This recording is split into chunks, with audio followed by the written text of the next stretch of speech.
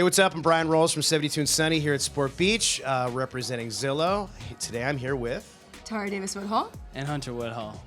Okay, so we're just going to start with how does it feel to be the viral moment from Paris? Well, did something happen? No, I didn't see it. I heard about it. Yeah, okay. It's insane. I mean, we're not focused on, becoming a viral moment when we're, at the Olympics, Sure. right? Yeah. And so we were just focused on winning, and for that to come out of it, it was almost, we won two things, We won a gold medal, but we also won the viewership that we've been longing for track and field. And that's something that we want to do, is change the sport of track and field and have eyes to our sport. Wonderful. Yeah, and a little inside knowledge. We had no idea it was being filmed. It was a camera on the far side of the stadium, so we didn't even know that moment was captured until after.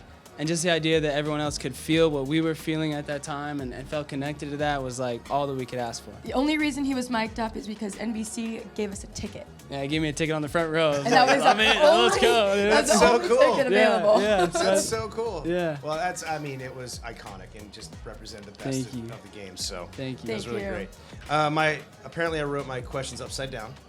So we're okay. So do you use Zillow? What do you think of Zillow? Oh my gosh, we are Zillow experts. Zillow is bro. like one of the only apps that we have on our phones. I doom scroll on Zillow. Yes. Anytime I'm in a new spot, I literally will look at Zillow to see how much the houses are. Oh yeah. Anywhere. Doesn't everybody? Like Yep. all the Yeah. time. Yeah. And we bought our first house on Zillow. We bought every single one of our houses Our on other Zillow. house on Zillow, We yeah. moved to a lot of different places. Okay, can you talk about that a little bit? Like, what's that journey like of the home buying through Zillow? Dude, I'm actually tell you. So the first time that we bought a house, we were living separately. I was in Fayetteville, Arkansas. Tara was in Austin, and she came to visit me for the weekend. And we were sitting around at the house, and literally we're like, at the apartment we were living in, and she's like, should we go look at houses? And I'm like, dude, yeah, we should go look at houses. So we pulled up Zillow. We found like a few houses in the neighborhood that we wanted to go look at. Went and looked at a few, didn't really find what we wanted. And then the very last house we went to, like, we walked in and we're like, it just felt at home, like instantly. Okay. And we ended up buying that house. Yeah. Yeah. That's wild. And we lived there through the Olympics. Like, we were in that house when we won the Olympics. That's amazing. That's amazing. So can you describe why it felt like home? What was it about this particular house that made it feel like home? I mean, it just fit us. It's not too big, it's not too small. It was in the perfect price range for us, and there was a sense of peace when we walked in, and it's hard to find peace in this world. So once we walked in and we were like, both looked at each other saying, this is it. That was the cherry on top. We couldn't wipe a smile off our face while we were in there. We were taking pictures in the bathroom. Like, I was like, oh, this is my bathroom mirror. This is where I'm gonna cook. Like, it was different than any other house that we were looking at. Amazing. Do you have a favorite thing from that house? Oh, the porch. Okay. Yeah, it was like a really nice view. It's kind of like up on a hill, and we just spend like pretty much every day sitting on that porch. So Amazing. Yeah. That's Yeah. really cool. Okay, so I was reading about you guys a little bit, and it said you were long distance in college. Yeah. yep. What was it like living together for the first time? Was it a transition? Was it man. hard? Was it like natural? I would say it was natural. Yeah, and it was great because I lived in that house for probably like 7 months or so by myself. But I'm a pretty chill guy, so I just had a mattress on the floor and a few chairs in the kitchen, so it wasn't even anything we needed to like move over. Like when she moved in, it was like clean slate, baby girl. Boy, did I pack it. Yeah, so. Boy, did me and my boxes arrived. We arrived in full fashion, and making it the home. It already felt like home, but making it the home. For being long distance for 4 years in different colleges, we just prayed and wished and begged that we could live together, and that home brought us together, and it shaped us to who we are today. And we still own that house, and we still have it, even though we don't live in the area. We still own it. Okay, that's a good segue. So can you talk about owning and building equity in home ownership, and if you see that as like, financial security and building generational wealth and things like that? Is that a goal of yours? It's a huge goal of ours, and we were never really raised with any like financial literacy. Like everything we've learned is honestly from YouTube and online and talking to mentors and things. And I didn't really understand a lot of like the financial world, but I understood real estate and I understood the value, and like it's just like, I don't know, it's physical, it's tangible. So we always knew that, and we've seen so many athletes like going through their careers and they make money in their careers and they get out and it's like, oh, I don't even know what to do.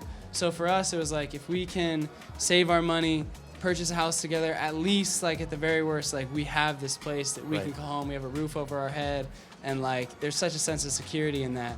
And it's like, it's a forced savings mechanism. Like so many people in America, like a lot of their wealth is built into their home equity, which is like, it's so special. It's kind of like, I don't know, it's like the thing that is your nest egg, the thing that takes care of you is also the place where you like meet with your community and have all those memories, and it's like, I don't know, it's cool. That's a great answer. Yeah, and we did short-term rentals. So we did it, and it was fun, and it was a great experience. And I definitely think it should be an investment. Like, we learned how to invest. We learned how to be part of that, and I loved it so much. I loved interior design. I love building someone's home. I love the peace that it brings for someone to walk into.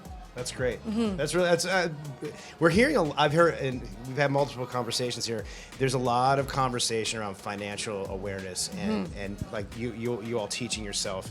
Is that something as athletes come into track and field? Is it something you want to help impart that wisdom to your colleagues who are looking to do it for the first time? Yeah, I think however we can help. I mean, it's one of those things you don't get taught in school. Like the first time that we bought a home, like we didn't know what the process was. Like we didn't know how to talk to a lender. We didn't know like any of these things. And then as athletes, you know, it's like everything is just so unknown. So, I mean, we have a lot of friends that are athletes or friends that aren't, who are just starting to like get in their first home buying experience, and however we can answer questions or help out. And I tell everyone, like, the first time is so scary. Like, it's so scary. It feels so overwhelming. But, like, when you finally get it done, you finally get through it, and you finally have that place to put your head down at night, like, you're like, oh, wow, that was, like, the most worth it experience that I could have had. Do you have any aesthetics that you disagree on? That you're like, you're not, like styles or anything that you're like, I don't know. He builds Legos. Okay. And we like to display the Legos. Okay. But I only display the ones that are really cool. She didn't want my Star Wars Legos. She wanted my Millennium Falcon in the kitchen. Put the Millennium Falcon. No, we could like, put the the Polaroid camera, the Game Boy looking one, and you know the trees and the plants. Like those are the ones I like. Yeah, I would say our style though is like we love big open spaces with windows.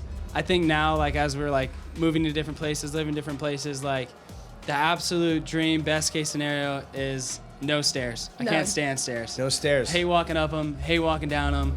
I unfortunately lived on a giant hill where I had them all over the place. But now that I don't, I'm like, dude, this is pretty nice. I don't have to walk upstairs. That's my problem right now. I live in, like, on a hill with stairs. It's like an MC Escher drawing. It's crazy. I know, my quads hurt all the time. So you both must travel quite a bit for competition. I would imagine sometimes together, but also separately. Yeah. What's it like when you've been gone for a while and you come home to each other after a long trip? I mean, like, what's the first thing you do? Yeah, we play put in with our our time. We put in our time traveling separately, living distance. So we honestly don't travel apart very often at all. But like, I don't know, when you're gone, you just like, you miss your home. And like Tori said, like, we miss our dogs and our cat, and like just that sense of peace, you know? Like when you're out in the world, when you're traveling, living out of a suitcase, you're kind of missing that little piece of yourself, you know? As fun as it is, like, there's a missing piece. I love hanging out in our kitchen. I love sitting at the bar stool and just sitting there and just looking at the kitchen. I'm not doing anything. I'm not hanging out. I'm not even on the couch. I'm not anywhere. I'm just at the bar stool, and it's like, that is my spot, and that is like our home. I can't wait to just sit at my little island. Yep. All right, I got one last one. Yeah. Who has the more organized bathroom sink? Hunter. Yeah? 1,000%. What's the situation like in there? It's sparse. Okay. Mine? Yeah. Mine is very well organized. I don't have many things. I'm a pretty simple guy. water and toothbrush, toothpaste. I'm pretty chill with that. I use his storage as well. Yeah, she does. And before in Fayetteville, we had a countertop where both of our sinks were right next to each other, and so basically it was 2 sinks for Tara, and then I could sneak in every now and again. But now we have 2 separate sinks. She's got a much bigger one than me, but it's good. It's good. Now, when we come to like hotels and stuff, and we have to share a sink, and I do my makeup in the sink, and my makeup is everywhere, and he's like, I'm like, I'll brush my teeth in the shower. trying to push my stuff Don't over. worry about It's just not it. Amazing. Well, you have both been amazing, and congratulations on everything. Thank you. Thank you for sitting down with us. Thanks for having us. I'll walk us out. Zillow, 72 and Sunny. Check us out on Instagram, live from Sport Beach. Thank you for joining us. Thank you. Peace. Tight.